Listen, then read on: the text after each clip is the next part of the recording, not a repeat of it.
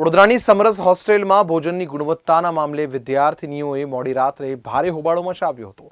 સમરસ હોસ્ટેલમાં ભોજનના મામલે ભૂતકાળમાં પણ ઘણી ફરિયાદો ઉઠી હતી, પણ હજી સુધી કોઈ નિવેડો આવ્યો નથી। ભોજન માટે વિદ્યાર્થીનીઓને વિરોધ કરવો પડે તે વાત જ સમરસ હોસ્ટેલના મેનેજમેન્ટ માટે ગંભીર સવાલો ઊભા કરે છે। વડોદરાની સમરસ હોસ્ટેલમાં ગઈકાલે રાત્રે ભોજનની ગુણવત્તાને મામલે વિદ્યાર્થીનીઓએ હોબાળો મચાવ્યો હતો। વિદ્યાર્થીનીઓએ આરોપ લગાવ્યો હતો કે હોસ્ટેલની કેન્ટીનનું ભોજન બરાબર નથી હોતું। આ મામલે ઘણી રજૂઆતો કરી છે, પણ સત્તાધીશો કશું કરવા તૈયાર નથી। સામા પક્ષે હોસ્ટેલના વોર્ડન સબ સલામતનું ગાણું ગાઈ રહ્યા છે। ભોજન માટે વિદ્યાર્થીનીઓને વિરોધ કરવો પડે તે બાબત જ ઘણી ગંભીર છે, છતાં તેનો ઉકેલ લાવવામાં કોઈ તૈયાર નથી। બરોડામાં સમરસ હોસ્ટેલ છે ગર્લ્સની, એમાં જમવાની ઘણી બધી પ્રોબ્લેમ થાય છે। છેલ્લા ઘણા દિવસથી જ્યારના વોર્ડન ચેન્જ થયા છે ત્યારની જમવાની ઘણી બધી વાર કમ્પ્લેનો કરી છે મેમને, પણ એમ જ કહે છે કે થઈ જશે, પરંતુ હજી કાંઈ સુધાર નથી આવ્યો। અને મેમ એમ કહે છે કે ઇમ્પ્રૂવ ઘણું બધું થયું છે, પણ કાંઈ ઇમ્પ્રૂવ જોવા મળતું નથી હજી સુધીમાં। શું સમસ્યા થાય છે ખાવામાં? તમને ખાવામાં જો પહેલાં એવું લાગે છે કે સ્ટાફ ઘટે છે, કારણ કે એના લીધે છે ને જમવામાં એક બે કલાક ઊભા રહે છે, તો પણ એ જમવાનું એક કાઉન્ટર ઉપર પણ પૂરું નથી કરી શકતા। એના લીધે ઘણી બધી ગર્લ્સને ત્યારે એક્ઝામ્સ ચાલુ છે, કોલેજ જવાનું હોય, તો બે કલાક વેસ્ટ કરવા કોઈ ઊભું રહેવા માટે ના હોય ને। 1000 આજુબાજુ હશે।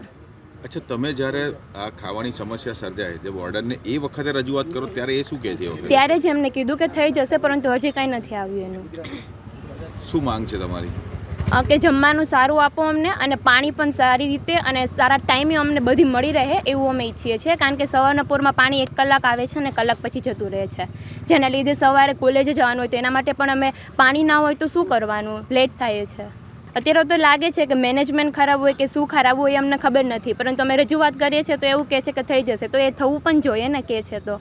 અરે રહેવાની અહીંયા રહેવાનું તો ગવર્મેન્ટ હોસ્ટેલ છે, પણ અહીંયા જમવાની પાણીની એ બધી સમસ્યા છે। જમવામાં શું કહે કે રાઈસ હોય છે તો એ સાફ કરેલા નહીં હોતા, એમાં ધનેડા નીકળે છે। જમવાનું જે શાક હોય છે તેમાં પાણી અલગ તરતું હોય, તેલ અલગ તરતું હોય, તો અમે એવું લખીએ છીએ જે આપણે ફીડબેક લખવાનું હોય એમાં એવું લખીએ કે પાણી આજ તરે છે, શાક તરે છે, તો ત્યાં જે સિક્યુરિટીવાળા બેઠા હોય છે એ લોકો એવું કહે છે કે તમે ઘરે જમવાનું બનાવો છો, તો બનાવતા હોય તો જ અમને ખબર પડતી હોય ને કે આમાં પાણી ને તેલ તરે છે, તો એ લોકો એવી રીતે તો ના કહી શકે। અને અમે ફરિયાદ કરીએ છીએ તો એવું કહે છે કે અમારે જોવાનું છે, અમે સંચાલક છે, અમે જોઈ લઈશું, તમારે પંચાયત નહીં કરવાની। તો અમારે ખાવું છે તો અમે કહી તો શકીએ ને, અમારો હક છે, અમે બોલી તો શકીએ ને, એ લોકોને કહી તો શકીએ ને કે શું પ્રોબ્લેમ છે। એટલે ખાતા હોય ને ત્યારે આમ જોઈને ખાવું પડે છે કે આજે આમાં ધનેડું નહીં હોય ને, અરે ક્યારેક એવું બી નીકળે કે કોઈ ભીંડાનું કે શાક હોય તો ઈયળ બી નીકળી જાય, તો ખાવામાં પહેલાં ડર લાગે કે આમાં ઈયળ ખવાઈ ગઈ હશે તો ચેક કરવું પડે, આમ જોઈને ખાવું પડે છે।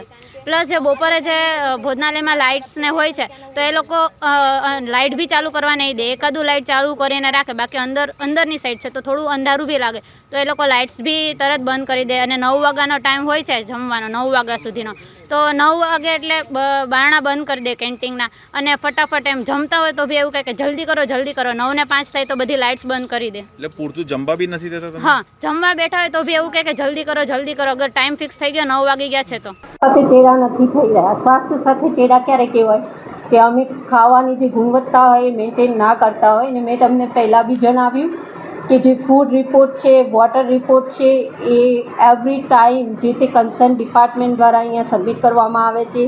એજન્સીને વારંવાર જે ઇમ્પ્રુવમેન્ટની જરૂર હોય ત્યાં લેખિતમાં, અને સુપરવાઇઝર જે રૂબરૂમાં હાજર છે એને કચેરીમાં બોલાવીને વારંવાર ઇમ્પ્રુવમેન્ટ માટે સૂચના આપવામાં આવે છે।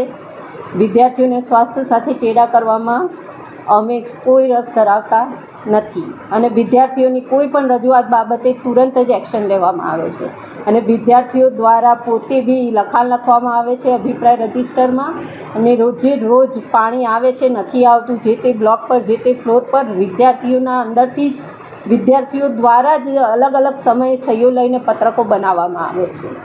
વિદ્યાર્થીઓનો આરોપ છે કે ડાઇનિંગ હોલની અંદર 2 કાઉન્ટરમાંથી માત્ર એક જ કાઉન્ટર ચાલે છે, 2 કલાક સુધી જમવા માટે વેઇટિંગમાં રહેવું પડે છે। એ મેં તમને પહેલાં બી કહી ચૂકી કે હોળીનો માહોલ હતો, સંખ્યા ઓછી હતી, ઉપર કેન્ટીન R&Bના ડિપાર્ટમેન્ટના મેન્ટેનન્સના કામના કારણે શિફ્ટ કરેલી છે, એટલે એક હતું। પરમ દિવસે વિદ્યાર્થીઓની જેવી રજૂઆત મળી અને તાત્કાલિક અસરથી 2 કાઉન્ટર ચાલુ કરી દેવામાં આવ્યા છે ગઈકાલથી જ। પાણીની સમસ્યા છે, માત્ર એક કુલર છે, ત્યાં બી 2 કલાક પાણી માટે રાહ જોવી। મેં આપને કહ્યું કે પીવાનું પાણી હોસ્ટેલમાં 14 પોઈન્ટ પર પૂરું પાડવામાં આવે છે. આટલી બધી ફરિયાદ થઈ છે વિદ્યાર્થીઓ દ્વારા કાર્યવાહી કરવામાં નથી કાર્યવાહી- રજૂઆત કરી ચૂક્યા છે વિદ્યાર્થીઓ. કાર્યવાહી કરવામાં આવે છે. આ મારા આવ્યા પછી બધા જ આરોના મેન્ટેનન્સ કરવામાં આવ્યા છે, TDS ચેક કરવામાં આવે છે. વિદ્યાર્થીઓની જે બી ફરિયાદ છે એના બાબતે તાત્કાલિક અસરથી ઇમ્પ્રુવમેન્ટ માટેના એક્શન લેવામાં આવે છે. જે તે કન્સર્ન સ્ટાફને સૂચના આપવામાં આવે છે, જવાબદાર એજન્સીને સૂચના આપવામાં આવે છે. જરૂર પડે ત્યાં મૌખિકમાં, લેખિતમાં અને પેનલ્ટી બી કટ કરવામાં આવશે એજન્સી. જેવી રીતના આપનું કહેવું છે કે વિદ્યાર્થીઓને જમવાનું આપવામાં આવે છે સારી ગુણવત્તાનું છે, પણ વિદ્યાર્થીઓનો આરોપ છે કે શાકમાં ઉપર પાણી અલગથી થતું હોય છે અને જે દાળ હોય છે એ બી પીસ્યા વગરની આપવામાં આવે છે. ને એવું છે. અચ્છા બેન, બીજી વાત એવી છે કે 9 વાગ્યા સુધીનો ટાઈમ છે. દીકરી એવું કહે છે કે 9 વાગે ખાવાનું લઈ લીધા પછી જો અમને 10 મિનિટ વધારે જમવા દે અમે તો શું વાંધો આવે? તો આ તો ગાર્ડન જે ગાર્ડ છે એ આવીને અમને ઉઠાડે છે કે ચલો ઊભા થઈ જાઓ, પણ અમને ખાવાના 9 વાગે બંધ થઈ જાય બરાબર છે, પણ 9 વાગ્યા પછી અમે જમી રહ્યા તો પણ અમને કાઢવામાં આવે છે. ગઈકાલની જ મેં તમને વાત કહી કે રાત્રે 10 વાગ્યા સુધી કેન્ટીન ચાલુ હતી, છોકરીઓ જમતી હતી. આપ જોવો હોય તો CCTV કેમેરામાં અહીંયા રેકોર્ડિંગ થાય જ છે. દીકરીઓ કહી રહી છે. દીકરીઓ કહી રહી છે, પણ હકીકત અમે બી કહી રહ્યા છીએ ને તમને. મેડમ, છોલે ચણાનું જે શાક જે છે એ બગડી ગયું હતું અને તેના કારણે બીજી વાર બનાવવામાં આવ્યું. તો અહીંયા જે વસ્તુઓ આવે છે એ બગડી ગયું નહોતું.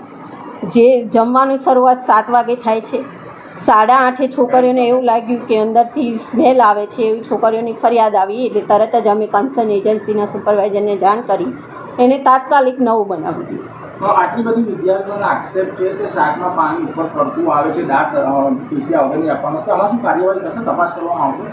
કાર્યવાહી થાય છે. એજન્સીને અત્યારે બી અમે લેખિતમાં એમને મૌખિકમાં જાણ કરી દીધી છે, લેખિતમાં એમની નોટિસ બી તૈયાર છે.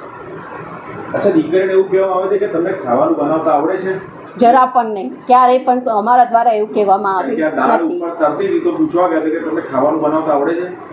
ક્યારેય બી નહીં. અમે એવો ઉદ્ધત જવાબ કોઈને આપેલા જ નથી.